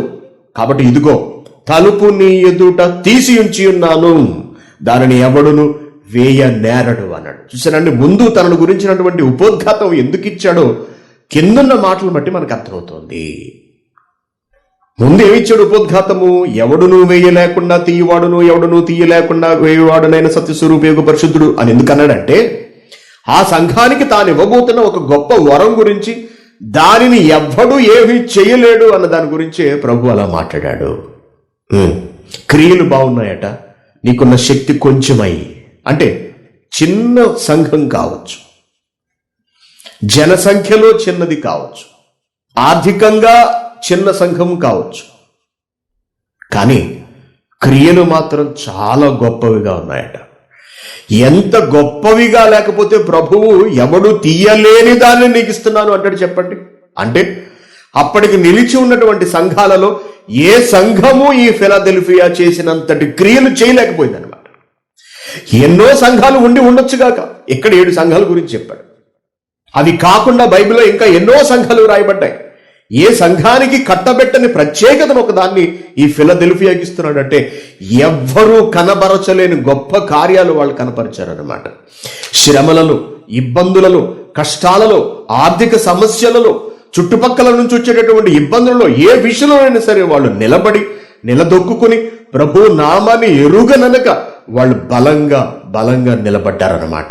అంటే ప్రభువు నామమును విడిచిపెట్టమనే ఒత్తిడి వాళ్ళ మీద వచ్చిందా అంటే వచ్చింది అని మనం ఇక్కడ చెప్పుకోవాలి. ఈ వచనాన్ని బట్టి, ఏ వచనాన్ని బట్టి? నన్ను ఎరుగననలేదు అనే వచనాన్ని బట్టి మనం చెప్పుకోవాలి. అంటే ప్రభువును విడిచిపెట్టమని అడుగుంటారు, ప్రభువును ప్రకటించవద్దని అడుగుంటారు, యేసు క్రీస్తు కాదని చెప్పమని ఉంటుంటారు. లేక ఒకవేళ వాక్యాన్ని ప్రకటిస్తూ సున్నతి చేయించుకోండి యూదుల వలె అని చెప్పమనే బోధలు కూడా ఉండుంటాయి. ఏది ఏమైనప్పటికీ వీటిలో వేటికి జడవక లొంగక తమ ఉనికిని, తమ అస్తిత్వాన్ని నిలబెట్టుకుని ప్రభు దృష్టిలో ఒక గొప్ప సంఘముగా నిలబడింది ఫిలదెల్ఫియా. శక్తి కొంచెమైనను అన్నాడు, చూసారండి. నీకున్న శక్తి కొంచెమైనను అంటే దాని పరిధి చిన్నది కావచ్చు. గమనించండి, పరిధి చిన్నది కావచ్చు, సంఖ్యలో చిన్నది కావచ్చు, డబ్బు పరంగా చిన్నది కావచ్చు, కానీ పని మాత్రం చాలా పెద్దది. మీకు నేను ఉపోద్ఘాతంలో చెప్పాను, ఈ రోజున పెద్ద సంఘం. మీరు ఏ సంఘానికి వెళ్తారు? మేము పెద్ద సంఘానికి వెళ్తామండి. మేము పిల్ల సంఘానికి వెళ్తాం. మేము కుర్రోడు సంఘానికి వెళ్తాం. ఒకడు పెద్దోడు, ఒకడేమో పిల్లోడు, ఇంకోడేమో కుర్రోడు. పెద్ద సంఘం అట. దేనిలో పెద్ద సంఘం? దేనికి చెప్పుకోవాలి పెద్ద సంఘం? 1,00,000 మంది ఒకేసారి కూర్చోగలిగేటంతటి పెద్ద సంఘం, 1,00,000 మంది సహవాసం కలిగినటువంటి సంఘ నాయకుడు అని వేసుకున్నారు. ఈ మధ్య మనం చూసాం. లేక 10 లక్షల మంది సంఘంగా ఉన్నటువంటి ఒక సమూహమునకు నాయకుడు అని వేసుకుంటున్నారు. ఎక్కడి నుంచి వచ్చేసారు నీకు 10 లక్షల మంది? ఎలా వచ్చేస్తున్నారు? లక్షల మంది పెద్ద సంఘానికి వేల మంది ఎలా వెళ్ళిపోతున్నారు? దేని కొరకు వెళ్ళిపోతున్నారు? ఏం ఆశించి వెళ్ళిపోతున్నారు? వాక్యానుసారంగా నడుచుకుంటున్న, సత్య సువార్తను ప్రకటిస్తున్న సంఘాలను చూడండి, అతి చిన్నవిగా ఉంటాయి. పెద్ద సంఘం ఎలా ఏర్పడిపోతుంది? మనుషులకు నచ్చినట్టుగా ప్రార్థనలు చేస్తే ఏర్పడిపోతుంది. మనుషులను దీవించే ప్రార్థనలు చేసిన, ఆశీర్వాదాలు కలిగించే ప్రసంగాలు చేసిన మనుషులు గుట్టలుగా వచ్చేస్తారు. దేవుడు నిన్ను దీవిస్తాడు, దేవుడు నిన్ను ఆశీర్వదిస్తాడు. నువ్వొక వారానికి సరిపడినటువంటి ఈ టీవీ ఛానల్కు నువ్వు స్పాన్సర్ చేయి, దేవుడు నిన్ను దీవిస్తాడు అంటే 1,00,000 మంది వచ్చేస్తారు నీ దగ్గరికి. ప్రభువు నిన్ను స్వస్థపరుస్తాడు, నా దగ్గర స్వస్థత వరాలున్నాయి, రండి నేను మీకు రోగాలు తీసేస్తాను అంటే 1,00,000 మంది వచ్చేస్తారు. ఆలోచించండి. అవి సంఘాలా? అవి ప్రభు దృష్టిలో పెద్ద సంఘాలని మీరు అనుకుంటున్నారా? కాదండి. ఏ సంఘం అయితే వాక్యానుసారంగా జీవిస్తూ ప్రభువును ఎరుగుదును అని ప్రకటిస్తూ ప్రభువును ఒప్పుకుంటూ కష్టాల్లో కూడా తన భక్తిని నిలబెట్టుకుంటూ ముందుకు వెళుతున్నదో అది దేవుని దృష్టిలో పెద్ద సంఘం. జనాలు ఎక్కువ ఉన్నది పెద్ద సంఘం కాదు. చాలా మంది చాలా సంఘాల నుండి మన దగ్గరకు వచ్చి వాక్యం వింటుంటారు. వాళ్ళు కొంతకాలం వాక్యం విన్న తర్వాత చెబుతున్నటువంటి మాట ఏమిటంటేనండి, చెప్పినటువంటి మాట ఏమిటంటే, ఎంతో మంది ఉన్నారు. ఏమండి 30 ఏళ్ల నుండి నేను సంఘానికి వెళుతున్నానండి, 25 సంవత్సరాల నుండి వెళుతున్నానండి, 25 ఏళ్ళ నుండి 20 ఏళ్ల నుండి వెళుతున్నానండి. ఈ రోజు మీరు చెప్పిన మాటలు, లేక ఈ 2-3 వారాల్లో నేను విన్నటువంటి మాటలు ఈ 30 ఏళ్లలో నేను ఎప్పుడు వినలేదు. అసలు మా సంఘంలో ఎప్పుడూ చెప్పనే లేదు ఇటువంటి మాటలు. మరి ఏం చేస్తున్నారు అక్కడికి వెళ్ళి? ఏం వింటున్నారమ్మా? ఏదో వింటున్నాం సార్, వెళుతున్నామండి, కూర్చుంటున్నాం, ఏదో పాటలు పాడుతున్నారు, గట్టి గట్టిగా అరుస్తున్నారు, కేకలేస్తున్నారు, ఏదో చెబుతున్నారు, మాకు కూడా ఏం అర్థం కావట్లేదు, మేము వచ్చేస్తున్నాం. ఈ 30 ఏళ్ళ నుండి ఇలాగే జరిగిందని ఎంతో మంది చెప్పిన వాళ్ళు ఉన్నారని నాతో ఎంతో మంది, వాళ్ళలో చనిపోయిన వాళ్ళు కొందరున్నారు, బ్రతికి ఉండి భారతదేశం వెళ్ళిపోయిన వాళ్ళు కొందరున్నారు, ఇంకా మన సంఘంలో ఉన్న వాళ్ళు కొందరున్నారు, సంఘానికి రాకుండా కూడా నిలిచిపోయిన వాళ్ళు కూడా ఉన్నారు. మొత్తానికి చాలా మంది చెప్పారు. 30 ఏళ్ల నుండి మేము వింటున్నాము, కానీ ఈ తరహా బోధ మాకు ఎక్కడా చెప్పలేదండి. మేము ఏం చెయ్యాలో, మేము ఎలా బ్రతకాలో మాకు నేర్పించలేదండి. ఎంతసేపు నువ్వు కానుకివ్వు, దేవుడు నిన్ను అభివృద్ధి పరుస్తాడు, దేవుడు నిన్ను ఆశీర్వదిస్తాడు, ఇవే సరిపోతానే తప్పించి వాళ్ళ గురించి ప్రార్థన, వీళ్ళ గురించి ప్రార్థన, వాళ్ళ గురించి ప్రార్థన అంటున్నారు తప్పించి, లేకపోతే పాటలు పాడమంటున్నారు, ప్రార్థన చేసుకోమంటారు తప్పించి, ఎలా జీవించాలో, ప్రభు కొరకు ఎలా బ్రతకాలో ఏనాడూ చెప్పలేదండి అని అంటున్న వాళ్ళు, వారి సంఖ్య చాలా ఎక్కువగా ఉంది. మరి పెద్ద సంఘము దేనిలో పెద్ద? సంఖ్యలో పెద్ద, రాశిలో పెద్ద, వాసిలో అనగా నాణ్యతలో, క్వాలిటీలో లేదు. వాక్యం తెలియదు ఎవరికి, వాక్యానుసారమైన జీవితములు లేవు, ప్రభువు మెచ్చే జీవితము లేదు, ప్రభువు మెచ్చే కార్యములు లేవు. కానీ ఈ ఫిలదెల్ఫియా అటండి, చిన్న సంఘం అటండి, మెచ్చుకుంటున్నాడండి ప్రభు సంఘాన్ని. దేవుని పిల్లారా, మరి మన సంఘం ఎలా ఉన్నది? క్రైస్ట్ చర్చ్ కోవైడ్ ఎలా ఉన్నది? పెద్ద సంఘమా? ఏమండి, ఎప్పటికప్పుడు ఏ వారానికి ఆ వారమే, ఈ వారం పోయిన వారం వచ్చినవాడు ఈ వారం వస్తాడో రాడో డౌట్, ఈ వారం వచ్చేవాడు వచ్చే వారం వస్తాడో రాడో డౌట్. ఎందుకు? ఇక్కడ తిట్టేస్తాను పట్టుకుని, నువ్వు నిద్రపోతుంటే, నువ్వు దిక్కులు చూస్తున్నా, లేకపోతే నువ్వు పిచ్చి పిచ్చి వేషాలు వేస్తున్నా, సంఘంలోకి వచ్చి శ్రద్ధగా వినకపోయినా నేను అటెన్షన్లోకి తీసుకొస్తాను, వేలు పెట్టి చూపిస్తాను. మీరు వింటున్నారా అని అడుగుతున్నాను. మీరు వినడానికి వచ్చారు, మీరు తప్పనిసరిగా వినాలి అంటాను. అంతేకాకుండా మనస్సును బాధ పెట్టే అనగా ఆత్మను సంతోషపరిచే, మనస్సుకు ఇబ్బంది కలిగించే అనగా ఆత్మను మోక్షానికి చేర్చగలిగే మాటలు మాట్లాడుతాను. అవి చాలా మందికి నచ్చవు, రుచించవు, సహించవు. అయినప్పటికీ కూడా చెప్పాలి, నా బాధ్యత, నేను చెబుతాను. వాటిని కొందరు స్వీకరిస్తారు. 100 మంది వస్తే 100 మందిలో ఒక్కరే స్వీకరిస్తారు, 1000 మంది వస్తే 1000 మందిలో ఒక్కరే స్వీకరిస్తారు, మిగిలిన 999 మంది కూడా దూరంగానే వెళ్ళిపోతారు. అది దేవుడిని ఆశీర్వదిస్తాడు. మేము మీ అందరి నిమిత్తము ప్రార్థన చేస్తాము, మీ ప్రార్థన అవసరాల కొరకు సంప్రదించండి, క్రైస్ట్ చర్చ్ కోవైడ్ అని ఒక నెంబర్ ఇచ్చాను అనుకోండి, ఇంకంతే మందే పెద్ద సంఘం కువైట్లో. అలాగా కూడగట్టుకునేది మనుషుల్ని. చిచ్చి చిచ్చి చిచ్చి చిచ్చి చిచ్చి చిచ్చి చి దేవుడు సంఘాన్ని అలా కట్టాలనుకున్నాడా? చిచ్చి చిచ్చి చిచ్చి చిచ్చి చి దేవుని పిల్లలారా, సత్యవాక్యాన్ని ప్రకటించి సంఘమును దేవుడు నిర్మింపచేశాడు, చేస్తూ ఉంటాడు ఎప్పుడూ కూడా. ఎప్పుడు వాక్యము అనే పునాది మీదే సంఘం నిర్మితం కావాలి తప్పించి ఆశలు, ప్రలోభాలు, తాయిలాలు, పదవులు ఇచ్చి మనుషులు కూర్చోబెట్టుకునేది సంఘం ఎప్పటికీ కాలేదు. పేరుకు సంఘంగా ఉంటుందేమో, జీవించుచున్నావన్న పేరు మాత్రం ఉన్నది కానీ నీవు మృతుడవే అని అటువంటి వారి గురించే ప్రభువు చెబుతున్నాడు. ఎన్ని ఆత్మలను నువ్వు రక్షించగలిగావు అన్నది ముఖ్యం, ఎంతమంది నీ సంఘానికి వచ్చారన్నది కాదు ముఖ్యం. ఎంతమంది నీ సంఘం నుండి పరలోకానికి వెళ్ళగలిగే స్థితిలో ఉన్నారన్నది ముఖ్యం. నీ సంఘానికి ఎన్ని లక్షల మంది వస్తున్నారన్నది కాదు ముఖ్యం. నీ ముందున్న నీ సంఘ విశ్వాసి ఎంతవరకు జ్ఞానంలో గొప్పవాడు కాగలిగాడు, జ్ఞానానుసారంగా జీవించగలుగుతున్నాడు, వాక్యానుసారంగా బ్రతకగలుగుతున్నాడు అన్నది ముఖ్యం.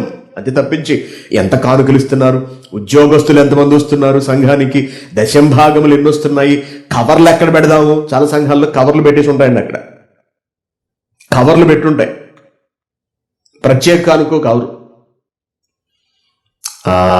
లేకపోతే రొట్టె ద్రాక్ష రసం తీసుకున్నప్పుడు అక్కడ ఒక ప్రత్యేక కానుక, అక్కడ ఒక కానుక, కుటుంబ ప్రార్థన దానికి ఒక ప్రత్యేకమైనటువంటి కానుక, ఎక్కడికక్కడ కవర్లు పెట్టేసి ఉంటాయి అన్నమాట. అంటే ప్రజల నుండి డబ్బు వసూలు చేసుకోవడం ఏదో రకంగా ప్రధానమైనటువంటి ఉద్దేశం, ఏదో రకంగా వసూలు చేయడమే. దేవుని పిల్లారు, నువ్వు వాక్యాన్ని ప్రకటించాలి అనుకున్నప్పుడు డబ్బు ప్రస్తావన ఎందుకు? దేవుడిని ఆశీర్వదిస్తాడు, మీ కానుకలు ఇవ్వండి, మీ చందాలు పట్టని అడగాల్సిన అవసరం ఏముంది? అవసరం లేదు కదా. నీకు ఆత్మ రక్షణ ముఖ్యం.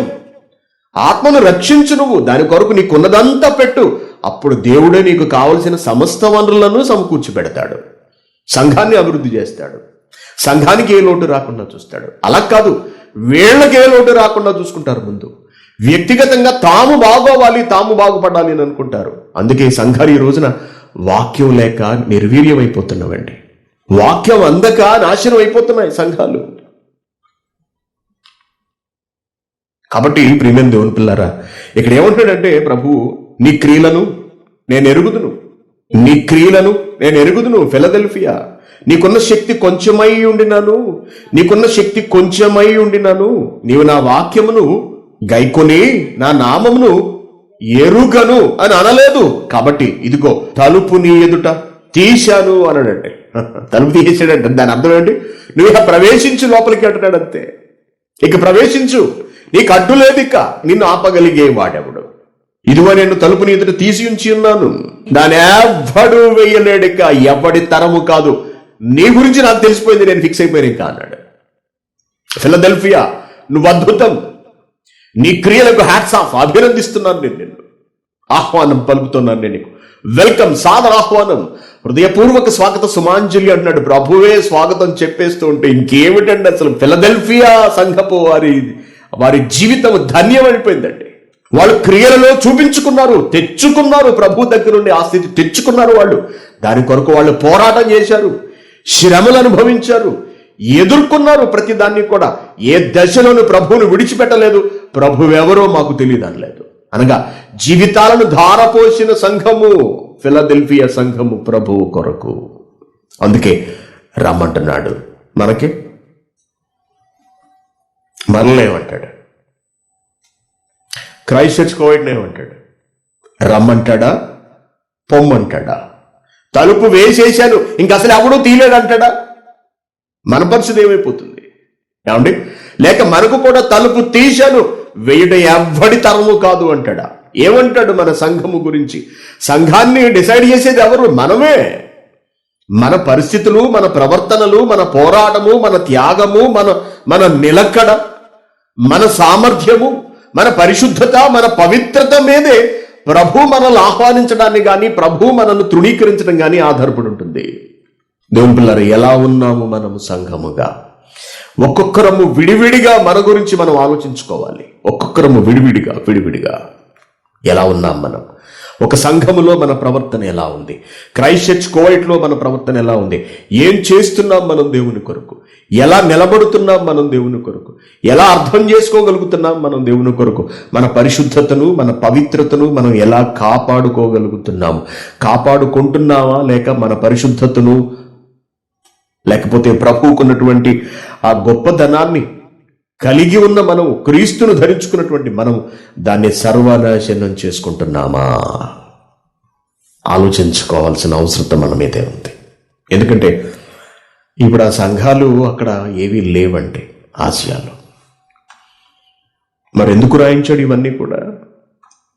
ఇప్పుడున్న ప్రతి సంఘము తనకు అన్వయించుకోవాలి. అందుకే ఎందుకు చూడకి ఏమంటున్నాడు 13వ వచనంలో, సంఘములతో. ఎక్కడుంది సంఘం? హైదరాబాద్లో ఉందా? విజయవాడలో ఉందా? విశాఖపట్నంలో ఉన్నదా? కువైట్లో ఉన్నదా? ఎక్కడున్నది వాక్యానుసారమైన సంఘం? ఎక్కడ ఉన్నా సరే ఈ సంఘం ఈ వాక్యాలు అన్నిటిని బట్టి తమ సంఘపు స్థితిగతులను ఎప్పటికప్పుడు పరిశీలించుకుంటూ, సరిదిద్దుకుంటూ, అభివృద్ధిపరుచుకుంటూ ఉన్నత మార్గంలో పయనించవలసిన అవసరం ఉన్నది. మరి ఎలా ఉన్నాం మనం? ఎలా ఉన్నది మన సంఘము? ఆలోచించండి. మిగిలిన మాటలు రేపు చెప్పుకుందాం, చాలా టైం అయింది.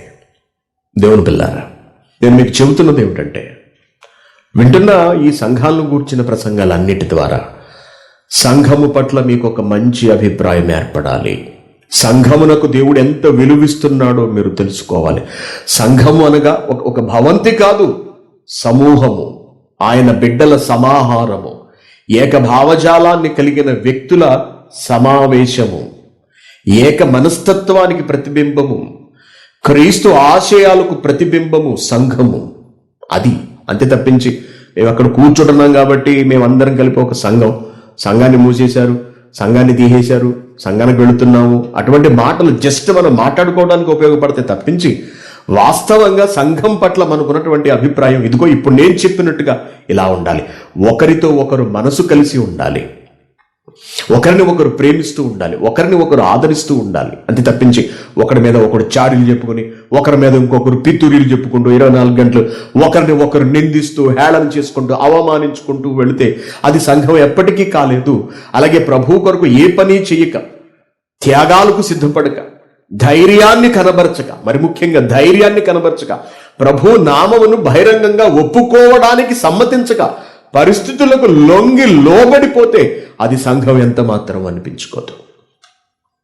కాబట్టి ఈ సంఘాన్ని, ఫిలడెల్ఫియాను పక్కన పెట్టుకుంటే క్రైస్ట్ చర్చ్ కోవైట్ ఎలా ఉన్నది, క్రైస్ట్ చర్చ్ కోవైట్కి ఉన్నటువంటి మనం ఎలా ఉన్నాం ఆలోచించుకుందాం. రేపు మరికొన్ని సంగతులు చూద్దాం. అర్థమైంది కదా? Very good. ప్రార్థన చేస్తాను, కళ్ళు మూసుకోండి. పరలోకమందున్న మా కన్న తండ్రి, మీకు వందనములు నాయన. దేవా, గడిచిన సాయంత్రం నుండి ఇప్పటి వరకు మీరు మమ్మను కాపాడి మీ రెక్కల చాటున భద్రపరిచి ఒక మంచి రోజును మా జీవితంలో అనుగ్రహించి మీ వాక్యంతో దాన్ని పరిపూర్ణం చేసినందుకు మీకు ధన్యవాదములు నాయన. ఇందుకే మాకొక రోజును మీరు అమర్చారు, ఏర్పాటు చేశారు. దినము వెంబడి దినము వచ్చే క్రమాన్ని పెట్టారు. అయితే ఆ క్రమంలో ఎన్ని రోజులు మేము ఉంటామో ఉండమో మాకు తెలియదు.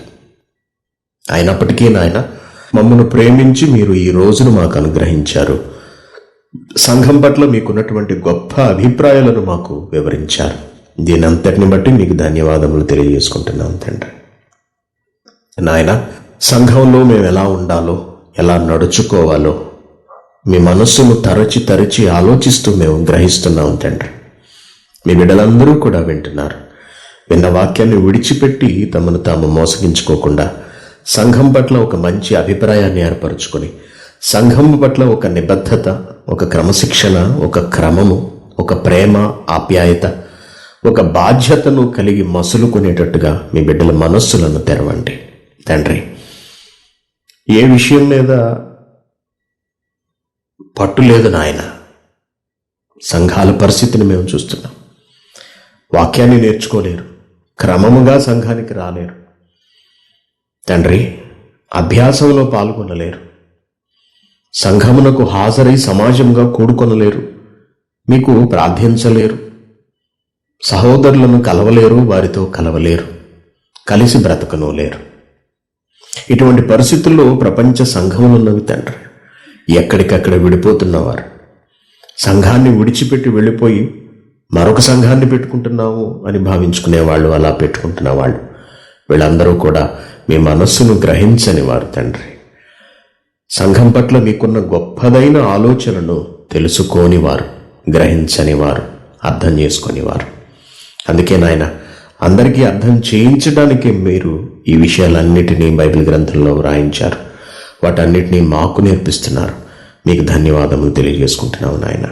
ఈ మాటలు అనేకులైన మీ బిడ్డలలో మార్పును తీసుకురావాలి.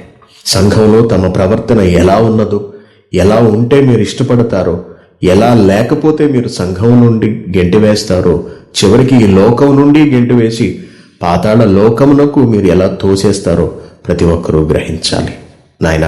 అటు మంచి మనస్సును ఆన్లైన్లో ఉన్న మీ బిడ్డలందరికీ ప్రసాదించండి తండ్రి. మీ బిడ్డలందరి ఆరోగ్యం గురించి కూడా మీకు ప్రార్థిస్తున్నాం. మీ బిడ్డలందరి ఆరోగ్యములను కాపాడండి నాయన. తెగులు భయంకరమై విపరీతంగా విస్తరిస్తున్నటువంటి ఈ రోజుల్లో మీ బిడ్డలమైన మమ్మల్ని అందరినీ కూడా సంరక్షిస్తూ ఈ రోజు వరకు జీవింపచేసి ఉంచినందుకు మీకు ధన్యవాదములు తండ్రి. మీ బిడ్డల్లో ఎవరైనా తెగులు బారిన పడి ఉంటే నాయన, వారిని విడిపించమని అడుగుతున్నాం. అలాగే తండ్రి, ఇప్పటికే మీ పిల్లలమైన మేము కొంతమంది తెగులు బారిన పడ్డాము నాయన, తెగులుకి అప్పగింపబడ్డాము. అయినప్పటికీ కూడా మీరు మమ్మను క్షమించి భరించి సహిస్తూ నాయన, దినము వెంబడి దినము ఆయుష్కాలాన్ని మాకు ప్రసాదిస్తూ తెగులు ప్రభావాన్ని మాలో నుండి నెమ్మదిగా తీసివేస్తున్నందుకు, మాకు ఆరోగ్యాన్ని అనుగ్రహిస్తున్నందుకు మీకు కృతజ్ఞతలు తెలియజేసుకుంటున్నాం. తండ్రి, అలాగే ఎంతో మంది నాయన తెగులు బారిన పడిన మీ బిడ్డలు ఉన్నారు, సంఘంలో ఉన్నారు నాయన, ఆన్లైన్లో కూడా ఉన్నారు. వారిని అందరినీ జ్ఞాపకం చేసుకొని మీ బిడ్డలందరినీ కూడా చల్లగా చూడమని, సంపూర్ణ ఆరోగ్యవంతులుగా చేయమని మిమ్మల్ని ప్రాధేయపడుతున్నాం నాయన. అలాగే క్రైస్ట్ చర్చ్ కువైట్ను జ్ఞాపకం చేసుకోండి. రేపు జరగనై ఉన్న 2 కార్యక్రమముల గురించి ప్రార్థిస్తున్నాము నాయన. దేశం నలుమూలల నుండి మీ బిడ్డలు బయలుదేరి రాబోతున్నారు. ప్రయాణములలో ఎటువంటి ఆటంకములు, ఇబ్బందులు కలగకుండాను, అలాగే కార్యక్రమములు నాయన ఎటువంటి ఆటంకము కలగకుండా సజావుగాను, సాఫీగాను, క్రమముగాను, వాక్యానుసారంగాను జరుగునట్లుగా మీ దయను సంఘంపై ఉంచండి. మీరు ఏర్పరిచిన, మీరు అనుగ్రహించిన స్థలము చుట్టూ నాయన మీ భద్రతను, మీ కాపుదలను ఉంచమని ప్రాధేయపడుతున్నాం. రేపు ట్రాన్స్పోర్ట్ చేయబోతున్న మీ బిడ్డలందరి కొరకు ప్రార్థిస్తున్నాం. మీ పిల్లలందరి వాహనముల చుట్టూ మీ కాపుదలను ఉంచమని మిమ్మల్ని వేడుకుంటున్నాము. అలాగే తండ్రి, ఎంతోమంది ప్రార్థించమని అడిగారు, వేడుకున్నారు నాయన. వారందరి గురించి ప్రార్థిస్తున్నాం. మీ బిడ్డలందరి ఆరోగ్యం గురించి ప్రార్థిస్తున్నాం తండ్రి. సుజాత ఆరోగ్య పరిస్థితి నాయన నానాటికి దిగజారుతుండగా తండ్రి, మీ కుమార్తెకు తగిన స్వస్థతను అనుగ్రహించండి.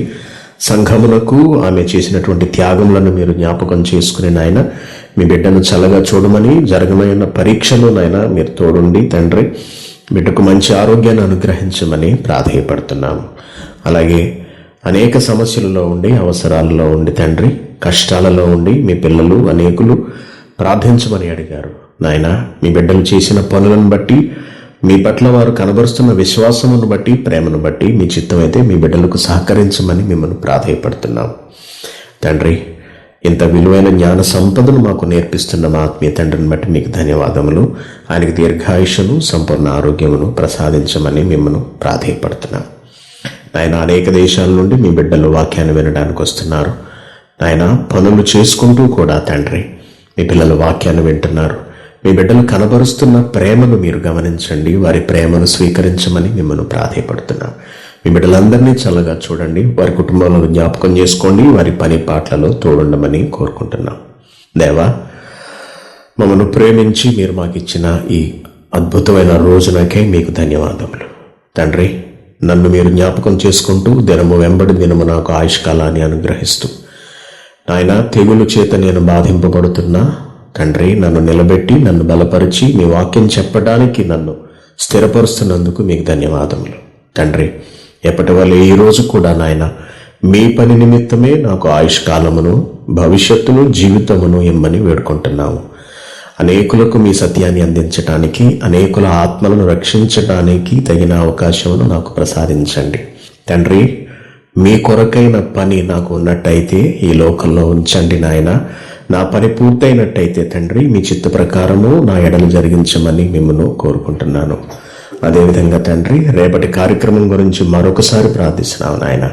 అనేకులు మీ బిడ్డలు రాబోతున్నారు తండ్రి. అందరినీ సురక్షితంగా తీసుకొచ్చి సంఘముగా సమావేశపరిచి తిరిగి క్షేమంగా వారి వారి గమ్యస్థానములకు చేర్చమని కోరుకుంటున్నాము తండ్రి. మరొకసారి ఆన్లైన్లో ఉన్న మీ బిడ్డలందరి కొరకు ప్రార్థిస్తున్నాము తండ్రి. మీ బిడ్డలందరినీ చల్లగా చూడమని, సంఘమునకు సహాయపడుతున్న మీ బిడ్డలందరినీ జ్ఞాపకం చేసుకొని వారి కుటుంబములను, వారి ఆరోగ్యములను పరిరక్షించమని మా ప్రభువును ప్రియరక్షకుడైన క్రీస్తు పేరిట ఈ ప్రార్థన మీకు సమర్పిస్తున్నాం తండ్రి.